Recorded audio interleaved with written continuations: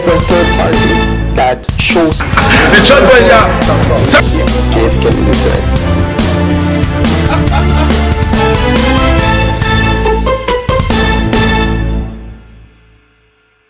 Hello, ladies and gentlemen, my esteemed viewers. How are you all doing today? My name is Ukela Prince, and I'm glad to welcome you to this Talk Your Own show today.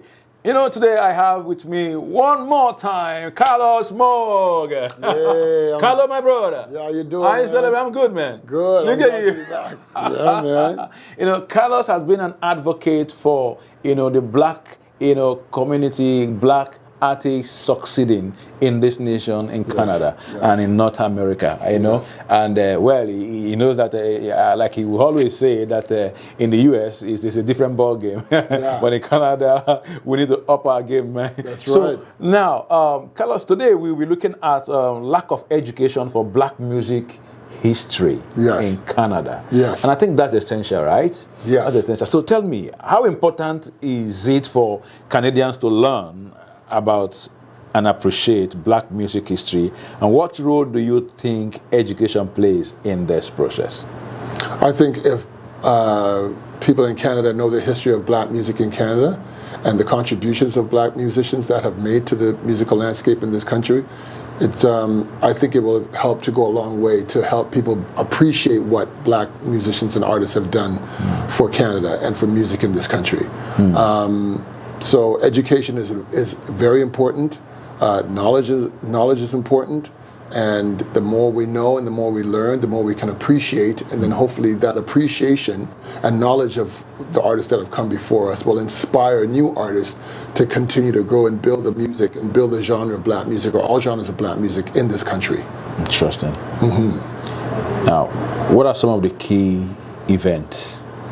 If you can give us some of the key figures. Maybe movements, just hold on, in the black music history that you think, are often overlooked or underrepresented? Well, I can't really think of any key events, but I could think of key players, if you will, or key musicians. So if we're talking Oscar Peterson, which, many people know, Oscar Peterson, Eleanor Collins, Portia White, there's Maestro Fresh West. There is also, in my opinion, there's Aubrey Mann. There's Liberty Silver. There's Deborah Cox. Of course, there's Drake. But if we're talking key figures that are going back to the early... Is Drake the biggest? Drake, I think, is one of the biggest. He's probably the biggest in Canada. But then you talk about Oscar Peterson. Oscar Peterson is respected, revered, worldwide, right? So, and then you, again, as I mentioned, Eleanor Collins and Portia White. And then there's two men from out east Halifax, Harry Cromwell and Brent Williams. They're very key figures in black music in this country. So in terms of, if we want to talk one key event that I can think of is when Maestro Fresh West released his hip-hop album and the single Let Your Backbone Slide, which was a huge success, really opened the doors for black music in Canada. But that was in the 80s. So he's one key figure that I could think of that has done a lot. And then I can't forget Michie Mee as well. She's a very key figure in black music in this country. So yeah, and then Tanya Mullings, Carl Mullings, and reggae. So yeah, there's from almost every genre of music in this country, there's been key figures. Since we're considering the aspect of education of black music history in Canada, I would love to ask, how can educators and institutions, how can they better incorporate black music history into their curricula? What resources are available to support this? Well, I know York University has a course or a curriculum on black music. I don't know if it's black music history, but it's definitely in black music. York University, and a good friend of mine who recently became, he got his doctorate, so he got his PhD, and he's head of the gospel music program at University of Toronto. His name is Darren Hamilton.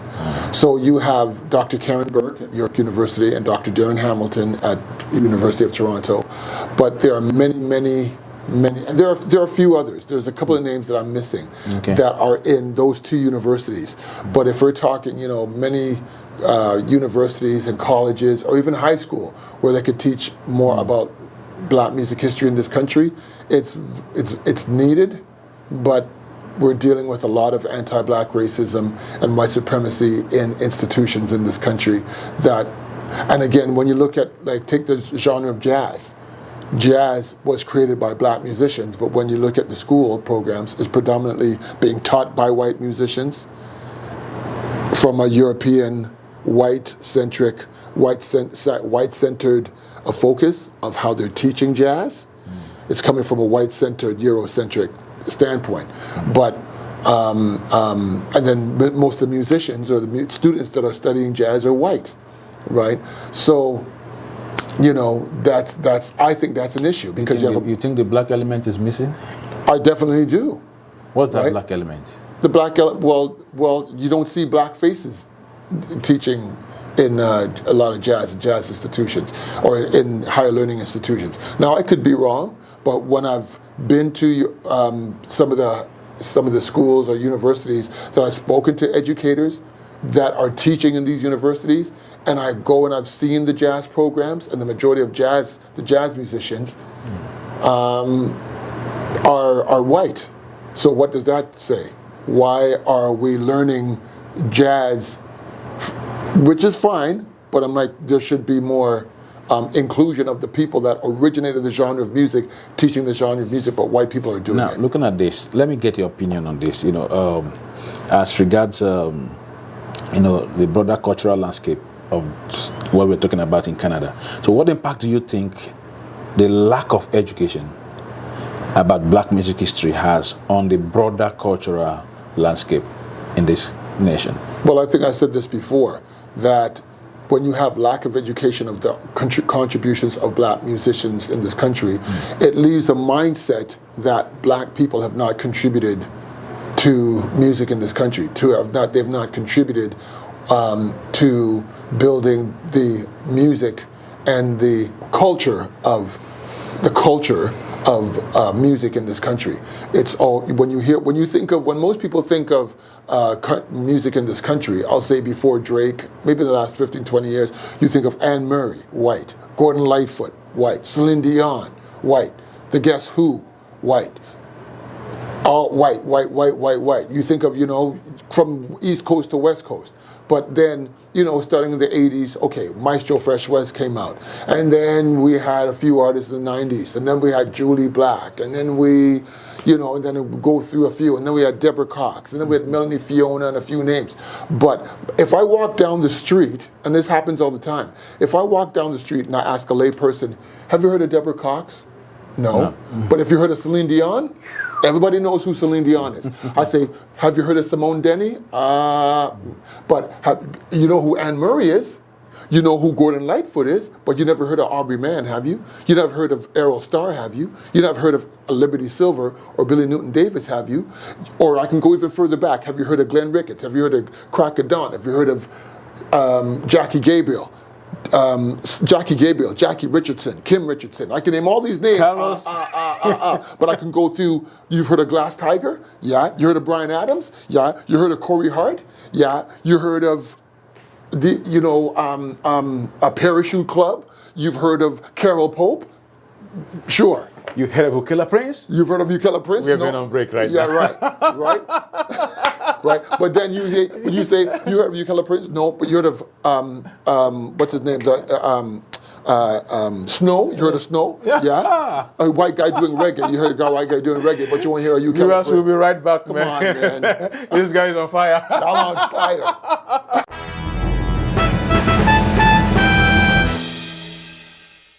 Welcome back, viewers. This is still Talk Your Own, and I have the legendary Carlos Morgan. That's right. The guy is blowing fire and briefs.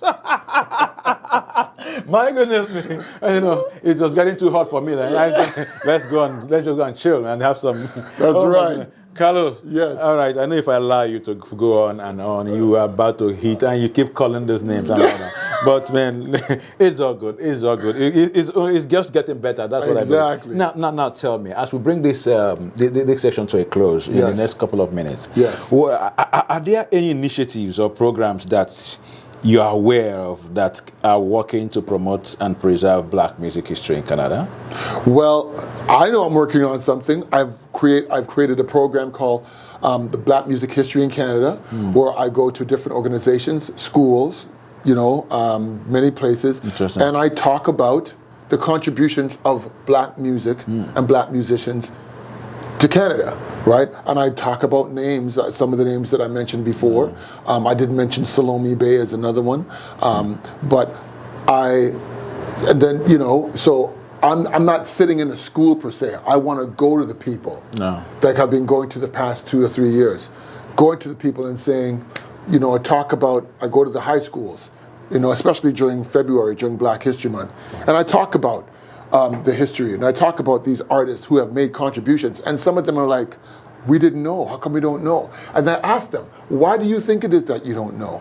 And it comes down to racism and white supremacy. They want to erase the history of Black people. A lot of people didn't know that slavery was in Canada. A lot of people didn't know that. A lot of people don't know that slave ships were built in Canada. A lot of people don't know this history. So if they don't know that history, they're definitely not going to know about the history of Black musicians. So what I do now is say, and this is something that I'm passionate about, I got my master's degree. I went back to school to get a master's to study the history of Black music in Canada, because it's hardly being taught. So you get more educators. We need more educators. We need to have more institutions. And what I mean by institutions is creating our own institutions. And if we can't create the institutions, then we as educators find a way to get to the people.